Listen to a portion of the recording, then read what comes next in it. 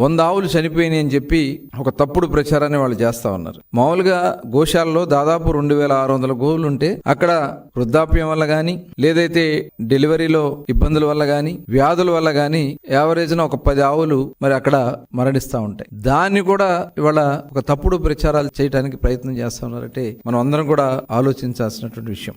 గడిచిన 3 నెలల్లో వృద్ధాప్యంగా గాని ఏదైతే మనం చెప్పినటువంటి వ్యాధుల వల్ల గాని 40 ఆవులు మృత్యువాత పడితే అవన్నీ ఒకసారి చనిపోయినాయి, 100 ఆవులు చనిపోయినాయి అని చెప్పి తప్పుడు ప్రచారాలు చేస్తా ఉన్నారంటే అది కూడా ఫోటోలు ఎక్కడో చనిపోయినటువంటి ఆవుల ఫోటోలు తీసుకొచ్చి అవి చూపించి ప్రచారం చేయడానికి మరి దిగజారుతా ఉన్నారంటే ఇవాళ మనం అందరం కూడా ఆలోచించాల్సినటువంటి విషయం. గో సంరక్షణశాల పైన తిరుమల తిరుపతి దేవస్థానం ఒక ప్రత్యేకమైనటువంటి దృష్టి పెట్టడంతో పాటు అక్కడ నిరంతరం సమీక్షించుకోవడం జరుగుతూ ఉంటుంది. 250 నుంచి 260 మంది గోశాలలో అక్కడ వాటికి పర్యవేక్షిస్తూ వాటి అవసరాల కోసం సంరక్షణ కోసం అక్కడే ఉంటూ వాటికి గోశాల సేవలు చేస్తా ఉంటే దాని మీద కూడా తప్పుడు ప్రచారం చేస్తూ జియో ట్యాగింగ్ జరగట్లేదని చెప్తాను. ప్రతి ఆవుకి జియో ట్యాగింగ్ చేసి ఆ సంరక్షణ రికార్డులన్నీ కూడా ఎప్పటికప్పుడు అక్కడ పర్యవేక్షిస్తూనే ఉంటారు. అలాంటిది జియో ట్యాగింగ్ జరగట్లేదు. ఎవరి కోసం మీరు ఈ మాటలు మాట్లాడుతా ఉన్నారో కరుణాకర్ రెడ్డి గారు తెలియజేయాలని చెప్పి నేను కోరుతా ఉన్నా.